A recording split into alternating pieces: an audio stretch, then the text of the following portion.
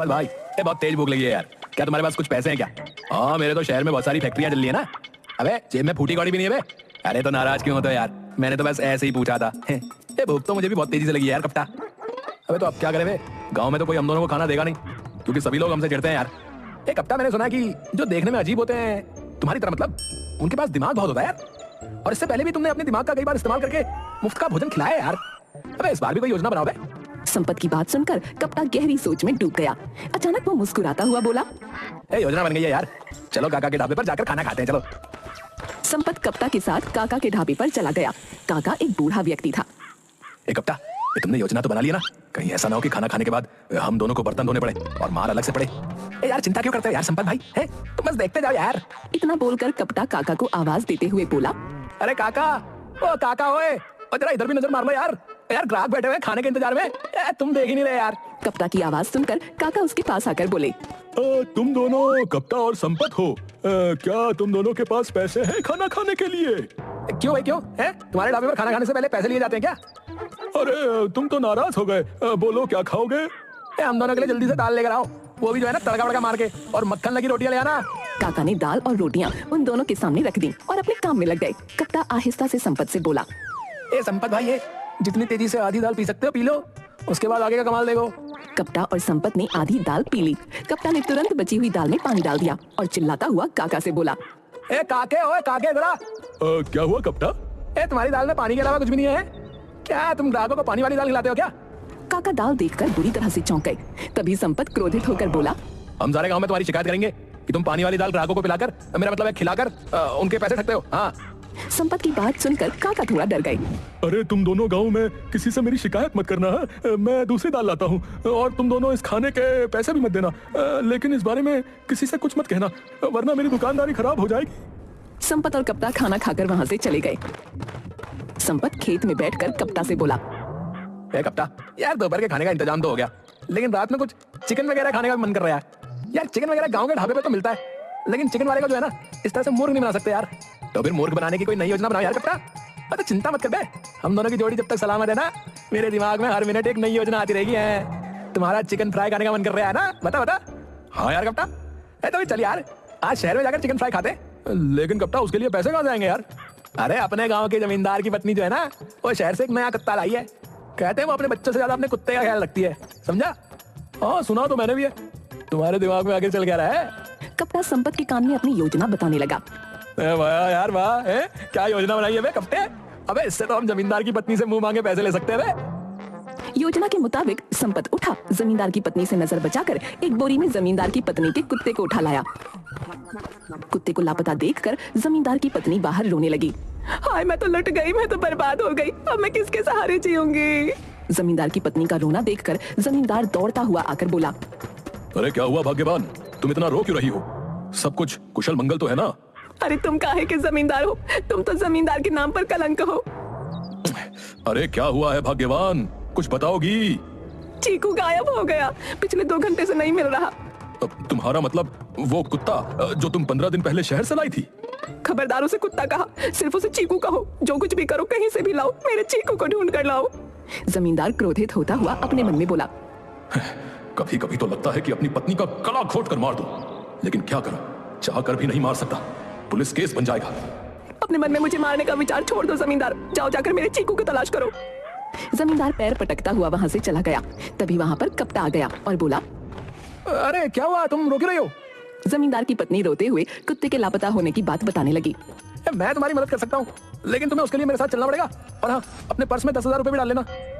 मेरे पर्स में हमेशा 10-20 हजार रुपए पड़े रहते हैं, बताओ मुझे कहाँ चलना है? कप्ता जमींदार की पत्नी को गांव के एक पुराने बरगद के पेड़ के पास ले गया और जमींदार की पत्नी से बोला, तुम्हारे पास जितने भी पैसे हो इस पेड़ के सामने रख दो, और पीछे मुड़कर मत देखना, कुछ देर बाद तुम्हें तुम्हारा चीकू मिल जाएगा। जमींदार की पत्नी ने वैसा ही किया। वो पैसे रखकर कुछ दूर चली ही थी कि तभी संपत, जो कि पेड़ के पीछे छुपा हुआ था, उसने बोरे से कुत्ते को निकाल दिया। कुत्ता तुरंत दौड़ता हुआ जमींदार की पत्नी के पास चला गया।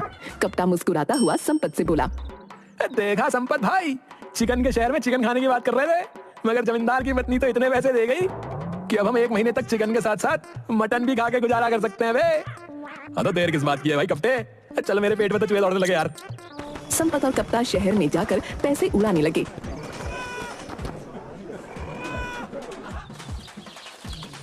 रात को वो अपने घर वापस आए ही थे कि तभी अपने घर में मुखिया को देखकर वो दोनों बुरी तरह चौंक पड़े। भाई ये क्या हरकत है मुखिया जी?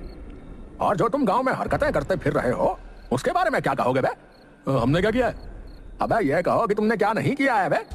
काका के ढाबे पर तुम दोनों दाल पी गए और उसमें पानी डाल दिया और काका को धमकी दी कि उन्हें बदनाम कर दोगे हैं? आपसे आपसे ऐसा किसने कहा? हमने तो ऐसा नहीं किया।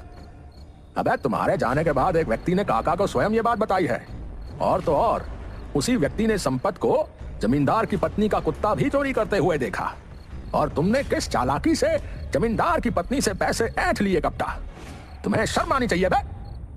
अरे जिसने की शर्म उसके पीछे उसके फूटे कर्म। ये हमारे पैसे कमाने की नई तरकीब है। आपका कलेजा क्यों छिले जा रहा है, हैं? अब यहाँ से जल्दी से निकल लो, बता रहे हम दोनों को ना बहुत जोर से नींद आ रही है।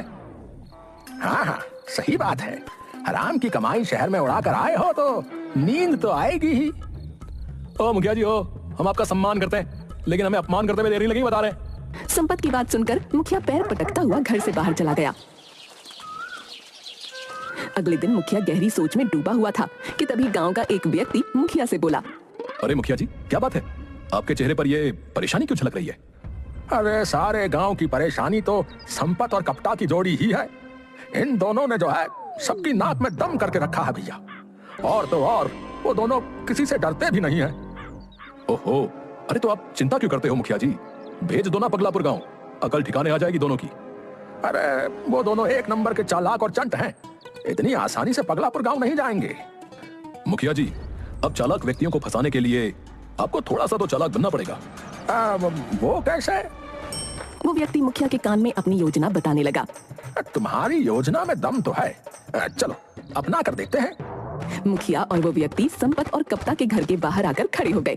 मुखिया तेज आवाज में व्यक्ति से बोला, अरे सुना है कि पगलापुर गांव के कई लोग वाकई पागल हैं। अगर कोई वहां पर मजदूरी करे तो वो लोग उसे सोने के सिक्के देते हैं, बताओ। सुना तो मैंने भी है मुखिया जी कि गांव में उन सबको गड़ा हुआ कोई धन मिला है, लेकिन आप इस बात का जिक्र किसी से मत करना, और संपत और कप्ता से तो बिल्कुल भी मत करना, नहीं तो वो दोनों पूरे गांव को लूट कर ले आएंगे। इतना बोलकर उस व्यक्ति ने मुखिया को आंख मार दी। मुखिया और वो व्यक्ति वहां से चले गए। कप्ता संपत से बोला, सुना तुमने संपत भाई है? हाँ भाई मैंने सुना, अब तुम बताओ कप्ता क्या इरादा है? अबे इरादा क्या है यार, चलो पगलापुर गांव चलते हैं और क्या, और वहां का सारा धन लेकर रफू चक्कर हो जाते हैं। अगर वहां हमें सोना मिल गया तो हमें तो जीवन भर किसी का काम करने की जरूरत ही नहीं पड़ेगी। अरे काम तो हमने कभी जीवन में किया ही नहीं यार संपत भाई। अरे ऐसा कहो कि हमें किसी को मूर्ख बनाने की जरूरत ही नहीं पड़ेगी। कप्ता और संपत उसी दिन पगलापुर गांव की ओर चल दिए। पगलापुर गांव में कब क्या हो जाता था किसी को कुछ नहीं पता था।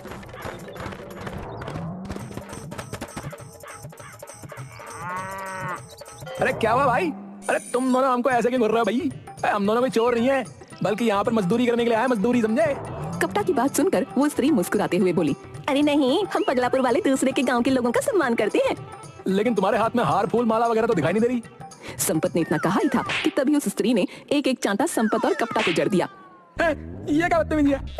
तुम्हारी हिम्मत कैसे हुई चांटा मारने की? ये हमारे गांव के सम्मान करने का तरीका है। सम्मान करने का ये तरीका? लेकिन अब तक तो हमने लोगों को हार फूल माला पहना कर ही सम्मान करते देखा। वो मूर्ख करते हैं, अकलमंद लोग नहीं। आइए, पगलापुर गांव में आपका स्वागत है। संपत और कप्ता क्रोधित होकर गांव के अंदर चले गए। कप्ता आहिस्ता से संपत से बोला, चिंता मत करो यार संपत भाई, आज ही की बात तो है यार। वैसे भी कल हम दोनों को सोना लेकर यहाँ से फरार हो जाना है। मुखिया जी, ये दोनों अपने गांव में मजदूरी करने आए हैं। वैसे भी हमें मजदूरों की बहुत ज्यादा आवश्यकता है, कोयले की खदान में मजदूरों की कमी पड़ रही है। मुखिया की बात सुनकर संपत और कप्ता बुरी तरह से चौंक गए। लेकिन यहाँ तो हमें आसपास कहीं कोयला नजर नहीं आ रहा। तुम दोनों कान खोलकर साफ साफ सुन लो, हमें एक दिन की मजदूरी के सिर्फ एक बोरी ही सोने के सिक्के दे पाएंगे, बता रहे हैं। मुखिया की बात सुनकर कप्ता और संपत को चक्कर आते हुए महसूस हुए। कप्ता आहिस्ता से संपत से बोला, संपत भाई, एक बोरी सोने की कीमत समझ रहे हो तुम? सही कह रहे हो कप्ता, अपने गांव के लोग तो मूर्ख है, मूर्ख भाई। यहाँ पर तो 2-4 दिन आराम से मजदूरी ही करेंगे और 4-5 सोने की बोरी लेकर कल्टी। हाँ, और इसके लिए हमें बेचारे इन मासूम भोले भाले गांव वालों को मूर्ख बनाने की कोई आवश्यकता भी नहीं भैया। तुम दोनों एक दूसरे से क्या बातें कर रहे हो भाई? कुछ नहीं मुखिया जी। हम जल्द से जल्द कोयले की खदान में जो है काम करना चाहते हैं मुखिया जी। तो फिर आओ, मुखिया संपत और कप्ता को एक बहुत पुराने घर के अंदर ले गया। उस घर के अंदर एक बहुत पुराना कमरा था जहाँ पर मकड़ी के जाले लटक रहे थे। मुखिया उन दोनों की ओर देखकर बोला, यही है कोयले की खदान। सारे मजदूर काम कर रहे हैं, तुम भी यहाँ पर काम करो, समझे? लेकिन यहाँ तो हमें कोई नजर नहीं आ रहा है मुखिया जी। तभी मुखिया ने एक जोरदार चांटा कप्ता के गाल पर जड़ दिया और बोला, अरे इतने लोग खड़े हैं, तुझे कोई नजर नहीं आ रहा है? इतना बोलकर मुखिया मकड़ी के जालों की ओर देखकर बोला, ये रही कोयले की खान, इन सबको इकट्ठा करो। इतना कहकर मुखिया बड़ी तेजी से बाहर चला गया और उन दोनों को बंद कर दिया। अपने आप को अंधेरे कमरे में बंद पाकर वो दोनों डर गए। अरे संपत भाई, ये सब क्या हो रहा है यार? मुझे ऐसा लग रहा है कि जैसे कि हमसे बदला लेने के लिए हमारे गांव के मुखिया ने हमें मूर्ख बना दिया है। ये साले तो जन्मजात पागल है यार। लेकिन पगलापुर गांव का मुखिया तो बोल रहा है कि वो हमें एक दिन की मजदूरी के 1 बोरी सोने के सिक्के देगा। अबे वो बोल तो रहा था कि हमें कोयले की खदान में काम करना है। अबे क्या तुम्हें यहाँ पर कोई खदान नजर आ रही है? यार तुम सही कह रहे हो यार संपत भाई। अब मुझे यकीन हो गया कि मुखिया ने कल रात की बात का बदला लेने के लिए हम दोनों को मूर्ख बना दिया यार। पता नहीं हम दोनों को कब तक इस कमरे में बंद रहना पड़े यार। कप्ता और संपत दरवाजे को बुरी तरह से पीटने लगे, मगर बाहर से आवाज आई, अरे काम करते रहो भाई, भोजन तुम दोनों को शाम तक मिल जाएगा, समझे? कप्ता और संपत दरवाजा पीट पीट कर थक गए। 3 दिन बाद पगलापुर गांव के मुखिया ने दरवाजा खोला। कप्ता और संपत बेहोशी से अचानक उठ गए। अरे तुम दोनों यहाँ पर काम करने के लिए आए हो या आराम करने के लिए? है भाई, अभी 2 घंटे ही तो हुआ है और शाम होने में अभी कुछ घंटे और बाकी हैं। कप्ता संपत की ओर देखकर बोला, संपत भाई, जितनी ताकत से यहाँ से भागना भाग लो। अगर इस बार दरवाजा बंद हो गया तो अगली बार पता नहीं हम दोनों जीवित बचेंगे भी या नहीं। मेरे शरीर में जान नहीं है कप्ता, भूख से मेरा बुरा हाल है यार। शहर में जो चिकन फ्राई खाया था सब हजम हो गया यार। अबे भागना तो पड़ेगा संपत भाई। संपत और कप्ता अपने शरीर की पूरी ताकत लगाकर वहां से भागने लगे। पूरे गांव के लोग उनके पीछे भागने लगे, मगर उन दोनों के कदम नहीं रुके। अंत में वो दोनों एक खेत में जाकर गिर गए। अबे अब कहाँ जाए बे? अबे यार अभी गाँव नहीं जाएंगे, सभी लोग हमारा मजाक उड़ाएंगे यार। कुछ महीने कहीं और रह लेते हैं, उसके बाद अपने गाँव जाएंगे। अबे यार मगर हम उस जगह करेंगे क्या यार? अबे यार मेहनत से काम करेंगे यार, और क्या करेंगे यार। उस दिन के बाद कप्ता और संपत दोनों सुधर गए, लेकिन